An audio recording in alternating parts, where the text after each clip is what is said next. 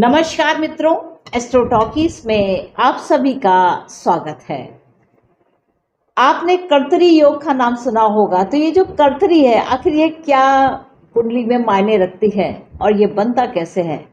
तो देखिए, सबसे पहले तो समझिए कि एक कर्तरी क्या है। कर्तरी क्या है? एक प्रकार से एक कैंची है, और यह जो कैंची है यह शुभ भी हो सकती है या फिर यह पाप वाली भी हो सकती है। तो आपने शुभ कर्तरी का नाम सुना होगा, आपने पाप कर्तरी का भी नाम सुना होगा।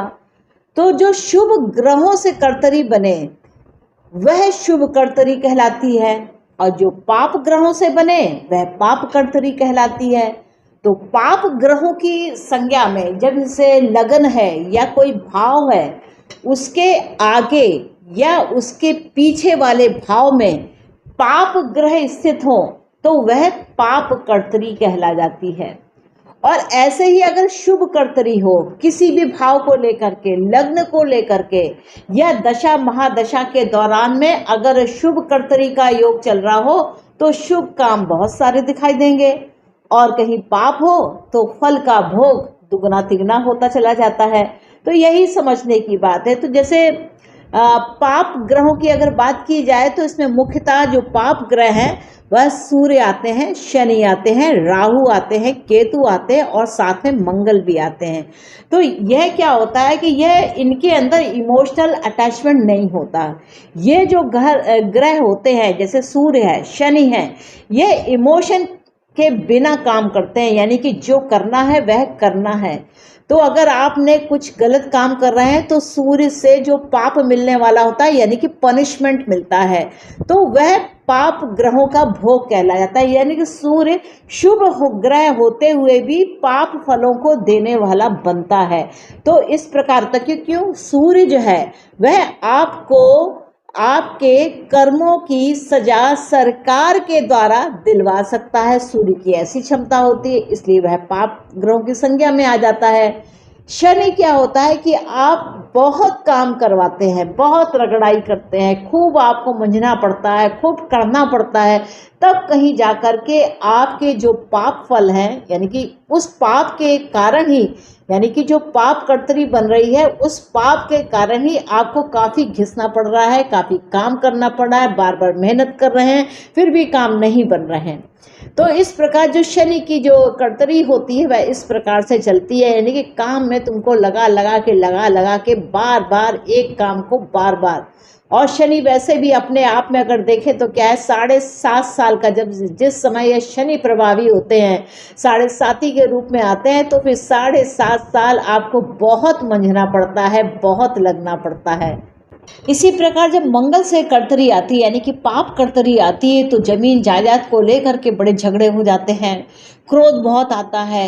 मतलब दुश्मनी निकालने के लिए जो मंगल की जो तीव्रता है वह बहुत अधिक बढ़ जाती है। वह व्यक्ति जो है अपना बल पौरख दिखाने का बहुत प्रयास करता है और उसमें अपने कामों को बिगाड़ लेता है। साथ में अगर संगत कहीं राहु और केतु की हो जाए तो उसमें कहते हैं ना कि आग में घी डालने का काम हो जाता है। तो यहाँ पर देखिए, ये जो पाप ग्रह हुए ये अपने अपने ग्रह की क्षमता के अनुसार आपके जीवन को प्रभावित करते हैं और पाप फल देने का प्रयास करते हैं। तो सूर्य, शनि, मंगल, राहु और केतु ये पाप ग्रह हुए। अब ऐसे ही शुभ कर्तरी होती है। तो शुभ कर्तरी में क्या है, जैसे सूर्य यहाँ पर भी काम आएंगे।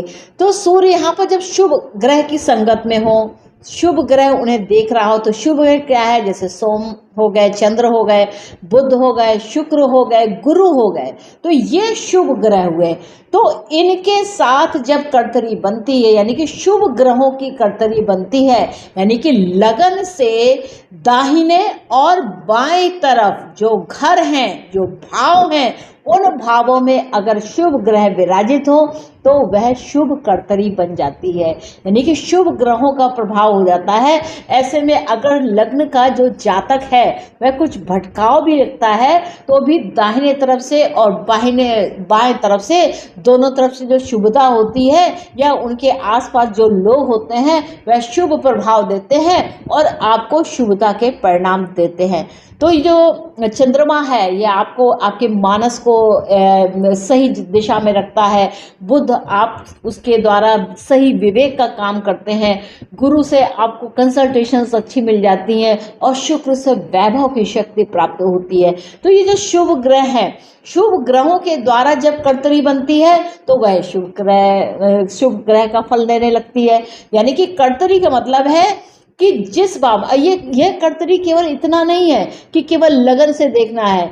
यह कर्तरी उस पर्टिकुलर भाव, यानी कि जैसे चौथा भाव हो, चौथे भाव पे क्या कर्तरी है, यानी कि चौथे भाव की कर्तरी के लिए आपको तीसरा भाव देखना होगा और पांचवा भाव देखना होगा।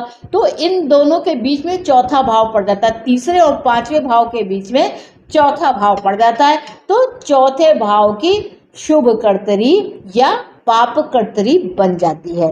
तो इस प्रकार जो ग्रह होते हैं वह इस कर्तरी को उत्पन्न करते हैं और यह सबकी कुंडली में अलग अलग ही होगा। ऐसा नहीं है कि सबको एक साथ ही एक जैसा ही मिले। दूसरी बात, यह जो कर्तरी होती है यह फल कब देती है? यह फल तभी देगी जब महादशा, अंतरदशा का वह पीरियड चल रहा हो, यानी कि जो समय है वह आपको कालचक्र में साथ दे रहा हो, तभी इस कर्तरी के शुभ या जो पाप फल है उस तभी प्राप्त होते हैं। तो मित्रों, आशा है कि आपको मेरा यह एपिसोड अच्छा लगा होगा और आपने मेरे इस एपिसोड को अगर एंजॉय किया है तो कृपया चैनल को लाइक कीजिए, इसको शेयर कीजिए और सब्सक्राइब करना बिल्कुल मत भूलिएगा। मिलेंगे नेक्स्ट एपिसोड में किसी और सुंदर से विषय के साथ। तब तक के लिए नमस्ते। और हाँ, अभी हमारा उत्सव चल रहा है, आप अपने प्रश्न कमेंट के माध्यम से मुझको भेज सकते हैं और मैं उन प्रश्नों के उत्तर देने का पूर्ण प्रयास करूंगी।